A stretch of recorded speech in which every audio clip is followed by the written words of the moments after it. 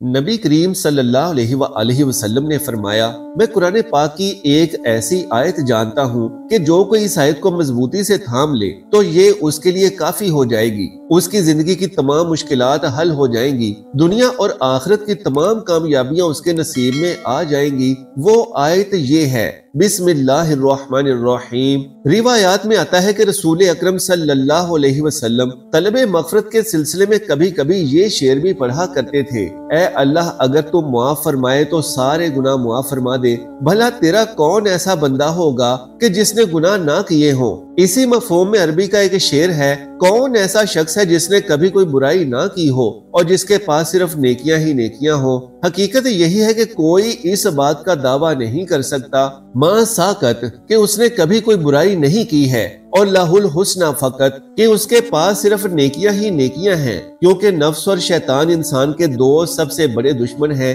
وہ ہر وقت انسان کے ساتھ لگے ہوئے بلکہ اس کے رگ و ریشے میں سرایت کیے ہوئے ہیں۔ انسانوں کو گناہ پر اکسانا ان کا وتیرہ اور غلط کاموں کی ترغیب دینا ان کا شعار ہے۔ اسی حقیقت کو حضرت یوسف علیہ السلام کی زبانی قرآن نے یوں بیان کیا ہے، نفس تو ہر ایک کا بری ہی بات بتلاتا ہے بجز اس نفس کے جس پر میرا رب رحم کرے۔ سورہ یوسف۔ دوسری جگہ اللہ تعالیٰ ارشاد فرماتا ہے، اے لوگو جو چیزیں زمین میں موجود ہیں ان میں شرعی یعنی حلال پاک چیزوں کو کھاؤ اور شیطان کے قدم بقدم مت چلو، فی الواقع وہ تمہارا سری دشمن ہے، وہ تو تم کو انہی باتوں کی تعلیم دے گا جو کہ شرعاً بری اور گندی ہیں، اور یہ تعلیم بھی کرے گا کہ اللہ تعالیٰ کے ذمے وہ باتیں لگاؤ جن کی تم سند بھی نہیں رکھتے۔ سورہ بقرہ۔ شیطان انسان کا کھلا دشمن ہے، اس نے انسانوں سے دشمنی گانٹھنے، انہیں گمراہ کرنے اور نیکی کی شاہراہ سے ہٹا کر گناہوں کی دلدل میں ڈالنے کا بیڑا اٹھا رکھا ہے، اور پھر اس کی دیدہ دلیری کی انتہا یہ ہے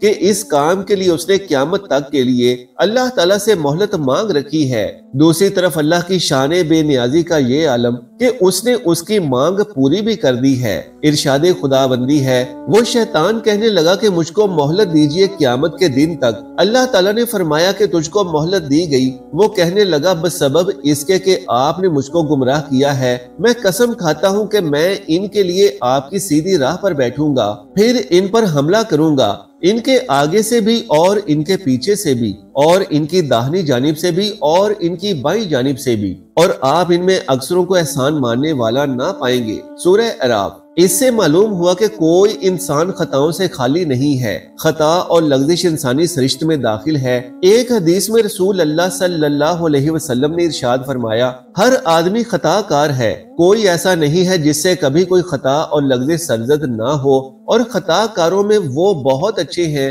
جو خطا و قصور کے بعد توبہ کریں اور اللہ تعالیٰ کی طرف رجوع ہو جائیں۔ بحوالہ جامع ترمذی، سنن ابن ماجہ و سنن دارمی۔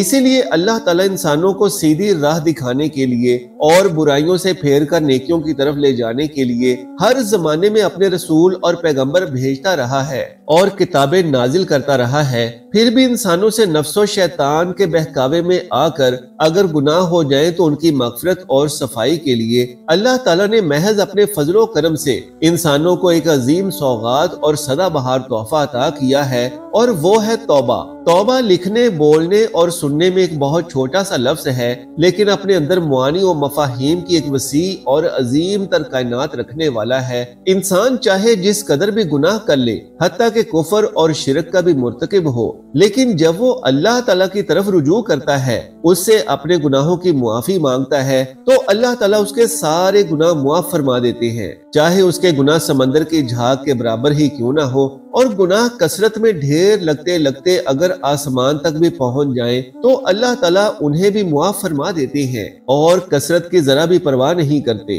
حدیث قدسی ہے، توبہ کرنے سے انسان گناہوں سے ایسا پاک و صاف ہو جاتا ہے جیسے اس نے گناہ کیے ہی نہ ہو اور آج ہی ماں کے پیٹ سے پیدا ہوا ہو۔ جامع ترمذی۔ توبہ کرنے والا ایسا ہے جیسا کہ اس نے گناہ کیا ہی نہیں۔ بحوالہ سنن ابن ماجہ و بیہقی۔ توبہ کرنے والا نہ صرف کہ اپنے گناہوں سے پاک و صاف ہو جاتا ہے، بلکہ اللہ تعالیٰ اس سے اتنا خوش ہوتے ہیں جتنا کہ وہ شخص اپنی گمشدہ سواری کے مل جانے سے خوش ہوتا ہے جو کسی جنگل بیابان میں ہو اور سواری پر کھانے پینے کا سامان لدا ہوا ہو اور وہ کہیں گم ہو جائے اور مالک کو اس کے ملنے کی طرف سے مایوسی ہو جائے اور پھر سواری اچانک مل جائے اور وہ مارے خوشی کے غلطی سے جلدی میں کہہ اٹھے اے اللہ تو میرا بندہ ہے اور میں تیرا رب ہوں۔ روایت صحیح مسلم۔ یہ اللہ تعالیٰ کی شان کریمی ہی تو ہے کہ وہ بندوں کو خود ہی توبہ کرنے کی ترغیب دیتے ہیں اور معافی کا یقین بھی دلاتے ہیں۔ رسول اللہ صلی اللہ علیہ وآلہ وسلم کا ارشاد گرامی ہے، بندہ جب اپنے گناہوں کا اقرار کرتے ہوئے اللہ تعالیٰ کے سامنے گناہوں سے توبہ کرتا ہے تو اللہ تعالیٰ اس کی توبہ قبول فرماتے ہیں۔ میرے بندو تم رات دن خطائیں کرتے ہو اور میں سارے گناہوں کو معاف کرتا ہوں، لہٰذا تم مجھ سے اپنے گناہوں کی معافی چاہو، میں معاف کر دوں گا۔ روایت صحیح مسلم۔ رب کریم کی شان کریمی کا یہ ظہور شب و روز ہوتا رہتا ہے اور یہ سلسلہ برابر جاری رہے گا جب تک کہ آفتاب بجائے مشرق کے مغرب سے نہ نکلے، جو قیامت کی نشانی ہے، یا بندے پر غرغرہ کی کیفیت نہ طاری ہو جائے۔ اللہ تعالیٰ رات میں اپنا ہاتھ بڑھاتا ہے کہ دن کا خطا کار توبہ کر لے اور دن میں اپنا ہاتھ بڑھاتا ہے کہ رات کا خطا کار توبہ کر لے۔ روایت صحیح مسلم۔ اللہ تعالیٰ بندے کی توبہ قبول فرماتا ہے جب تک کہ اس پر غرغرہ والی کیفیت طاری نہ ہو جائے۔ باحوالہ ترمذی ابن ماجہ۔ اللہ تعالیٰ کی رحمت بڑی وسیع اور ان کے غضب پر غالب ہے۔ شیطان نے بندوں کو گمراہ کرنے کا اللہ تعالیٰ سے وعدہ بلکہ اس کام کا ٹھیکہ لیا، اس کے مقابلے میں رحمت الہی اور غیرت خداوندی نے بھی جوش میں آ کر فرمایا جب تک بندے مجھ سے اپنے گناہوں کی معافی مانگتے رہیں گے میں انہیں معاف کرتا رہوں گا۔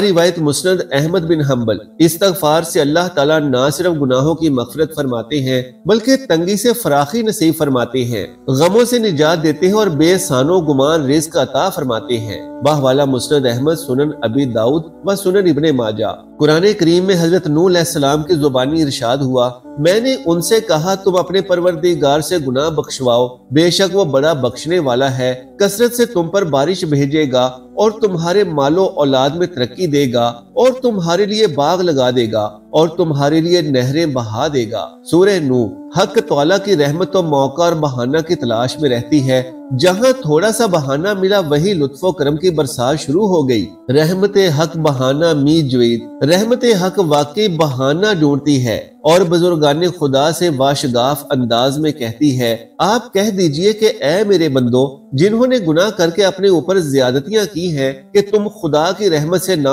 امید مت ہو، بالیقین خدا تعالیٰ تمام گزشتہ گناہوں کو معاف فرما دے گا، واقعی وہ بڑا بخشنے والا بڑی رحمت والا ہے، اور تم اپنے رب کی طرف رجوع کرو اور اس کی فرمانبرداری کرو قبل اس کے کہ تم پر عذاب الہی واقعہ ہونے لگے اور پھر اس وقت کسی کی طرف سے تمہاری کوئی مدد نہ کی جائے گی۔ سورہ غافر۔ یہ رحمت حق ہی ہے جو بندے کے ڈھارس بندھاتی ہے اور اس کو بڑے پیار سے اپنی طرف بلاتی ہے، لیکن توبہ و استغفار صرف زبانی کافی نہیں ہے۔